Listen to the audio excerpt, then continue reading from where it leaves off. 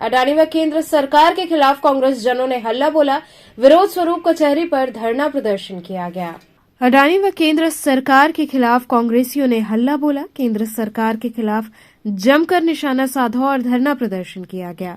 प्रदर्शन कर रहे कार्यकर्ताओं ने कहा कि हिंडनबर्ग के रिपोर्ट के बाद अडानी पर समस्याओं का अंबार लगता हुआ दिखाई पड़ रहा है। समस्याएं कम होने का नाम नहीं ले रही हैं। कल सदन में राहुल गांधी ने अडानी व प्रधानमंत्री के रिश्तों को लेकर आरोप लगाते हुए कहा कि जो कंपनी लगभग 8 सालों पहले 609 विश्व के अमीरों में थी, आज वही कंपनी विश्व में दूसरे स्थान पर कैसे पहुंच गई। इससे ये जाहिर होता है कि मोदी व अडानी का रिश्ता सबसे करीबी है। इसी को लेकर आज वाराणसी में कांग्रेसियों ने कचहरी स्थित एसबीआई कार्यालय पर जमकर हल्ला बोला। कांग्रेसियों ने कहा कि यदि अडानी 609 नंबर से पूरे विश्व में दूसरे अमीरों में आ सकते हैं, वो फॉर्मूला देश के आम लोगों को क्यों नहीं बताया जा रहा, जिससे कि देश के आम लोगों में भी बेरोजगारी, गरीबी दूर हो व रोजगार के साधन उपलब्ध हो सके।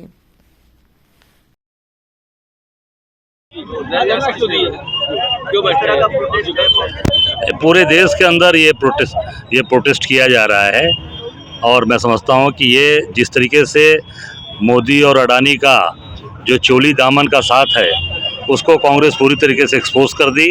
राहुल गांधी ने कल पार्लियामेंट के अंदर जो उनके बारे में जो कहा है और निश्चित तौर से वो ये साबित करता है कि मोदी और अडानी एक दूसरे के पूरक हैं, चोली और दामन का साथ है ये पूरी तरीके से इससे पूरा देश बर्बाद हो रहा है। सारी चीज़ों को एकाधिकार अडानी के हाथ में मोदी जी दे रहे हैं। इसके विरोध में कांग्रेस पार्टी पूरे देश के अंदर ये प्रोटेस्ट कर रही है, धरना प्रदर्शन कर रही है।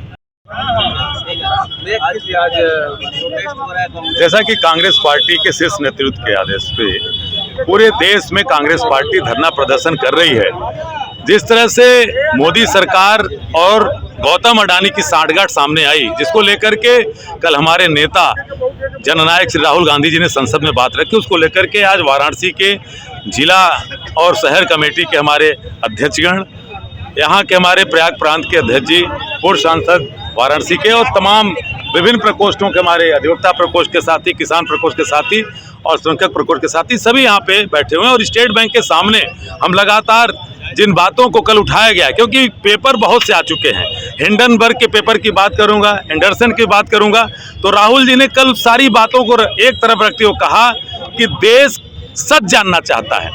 क्योंकि नरेंद्र मोदी जी वाराणसी के सांसद हैं, वो ये बताएं कि 20 साल से गौतम अडानी से उनका क्या संबंध था कि जो 2013 में जो 609 नंबर का उद्योगपति था, वो 8 सालों में 2 नंबर का उद्योगपति दुनिया में कैसे हो गया, जिसकी संपत्ति 8 बिलियन डॉलर थी, 8 अरब बिलियन डॉलर थी, वो 140 बिलियन डॉलर कैसे हो गई, ये बताएं। और लगातार ये सवाल उठ रहा है कि जब नरेंद्र मोदी जी गुजरात के मुख्यमंत्री थे तो अडानी के प्लेन में टहला करते थे, तब वो लोकल का मामला था। अब इंटरनेशनल मामला ये हो गया कि 8 सालों में नरेंद्र मोदी जी के साथ अडानी की जो यात्राएं हुई हैं, राहुल जी ने कल यही सवाल पूछा है कि नरेंद्र मोदी जी वाराणसी की जनता के साथ साथ पूरे देश को बतावें कि कितनी यात्राओं में अडानी उनके साथ गए, कितनी यात्राओं के उनके खत्म होने के बाद अडानी गए और उसके बाद उनको कहाँ कहाँ का ठेका मिला।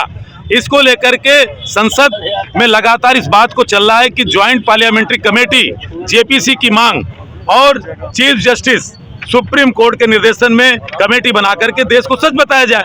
ये सच जानने के लिए आज हम कांग्रेस के लोग बैठे हुए हैं।